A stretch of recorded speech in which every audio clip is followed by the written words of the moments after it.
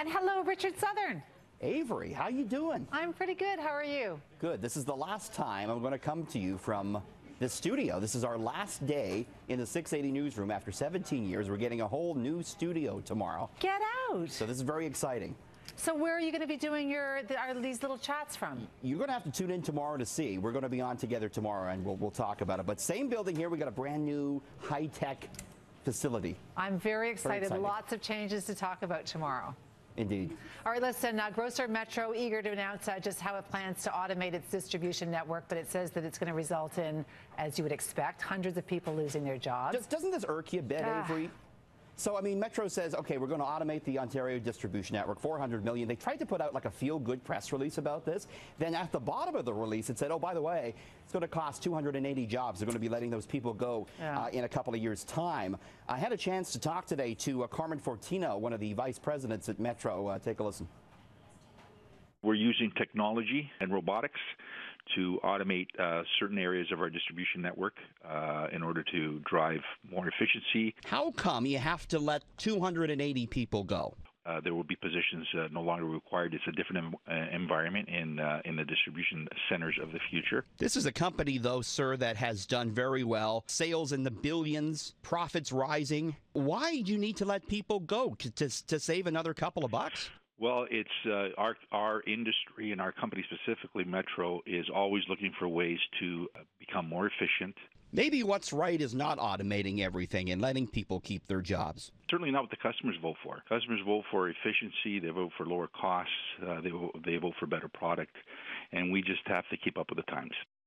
So I don't know, Avery, oh, maybe? my God. If I hear the word efficiency one more time, I'll lose my mind. I mean, when you hear managers like that and corporations like that describing the loss of people's jobs and livelihoods as being more efficient, it's outrageous. Yeah, and again, they're making more money quarter after quarter in many cases, yet this is what it's not. We're not just picking on Metro. This is the case now across many businesses. Go into the machines, Avery. No, and the thing is, you know what? He says that for the customers, and maybe there are customers who prefer to try to fiddle with that machine and try to get all that done. I don't. I'd rather actually have an interaction with a human. Yeah, I'm with you on that. All right, but then you see the flip side of that, companies that can't make it work because of their profits and margins, Sears being one of them. They're collapsing retail sector, but there are a few stores that can't keep up with business. That's true. There are a few standout chains in the Canadian retail sector. Uniqlo is one of them, Avery. They got a store across from you. Yep. They're at the Eaton Centre. This is the big Asian clothes manufacturer. They sell all sorts of stuff.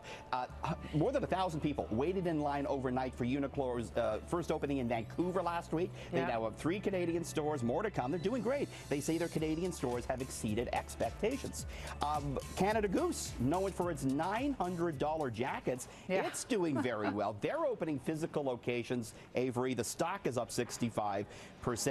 Dollarama continues to grow its store network and its profits. So there are names that are doing quite well, even though we have the likes of Sears and Le Chateau and Target closing stores. All right, so listen, this is a major question facing the parent company of Mandalay Bay. What becomes now of that of the hotel suite that the gunman used? I mean, what do you do with that? I can't imagine. Maybe there are a few people that want to stay in it, but wouldn't be for me, and I don't think for you, Avery. It is a difficult question for the hotel and its owner, MGM Resorts. Stephen Paddock, of course, opening fire from room 135 on the 32nd floor, shattering the gold-tinted windows. The hotel may consider sealing up the room or maybe sealing the entire floor. Wow. It's more likely, though, Avery, that the room numbers may be changed, or perhaps this particular room might be split in 2 or maybe in 3. The hotel actually hasn't decided yet. But, you know, back in 1980, there was a fire in what's now the Bally's Hotel in Vegas. 85 people died. That hotel was renovated, and those rooms are being rented out to this day. So it'll be interesting to see what happens. A tough decision, though, for Vegas, because that's where people want to go to escape all these problems of everyday life. Yeah, but there's always a real draw, isn't there? Death tourism and sort of destruction tourism, for sure.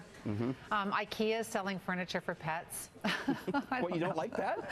I just can see little skin and bones, and there's nothing that I would actually buy them. I don't think that, well, maybe they do need furniture. Yes, I knew. They get you. So they have a new line out of pet furniture. What is that? I can't. It's a house for your cat? It's a house for your cat, but you can also put your own stuff on it, like a plant. That's $19.99. There's a cat dog bed for $50, big enough to fit a couple of your that's cute. four-legged friends. Yeah. Another cat house they're selling for $50. People love their cats, of course, like you do, Avery. Skin and bones you got at home. And a scratching blanket for $6. The pet industry is worth billions, and so IKEA wants a piece of that, Avery. Well, it's kind of nice that they're bringing in stuff that's pretty inexpensive, because boy, you go to a pet store and it can really set you back a lot. Absolutely. All right, so Tamagotchi, depending on your age, you probably don't know what that is, but from the 90s, this was the thing to have, a Tamagotchi. It was high tech, and it's coming back. High tech. It's coming back again to mark the 20th anniversary. It came out in 1997. So Tamagotchi, you can buy them for $15, a couple different colors. It's the same idea as the original. You take care of this tiny digital pet. Starts out as an egg, grows into a creature. There's 3 buttons on the front. You push one to feed it, one to interact with it, one to clean up after it. I don't know if kids today will be as impressed with the revival of the Tamagotchi, Avery. I don't think so. You know, I wish Talbot was here. He's on vacation, sadly. We're talking about spinners. And the distracting thing about being in here is that's all he does is he uses little spinner. We had him on the air one day with it on his nose.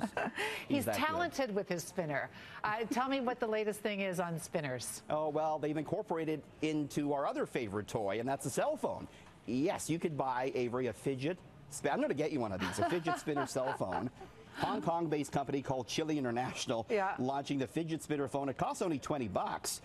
You can only make a call and send a text on it. There's no smartphone features. I'm getting that from my children instead of iPhones or anything else. I like this idea. It's $20. $20, no package to buy for it. So you don't have to stop fidgeting to make that phone call, Avery. The future is here. And then it drops, and then you're done anyway. That's it. It's over. Richard, looking forward to chatting with you tomorrow. Thanks, Avery. All right, now over to Janella Massa.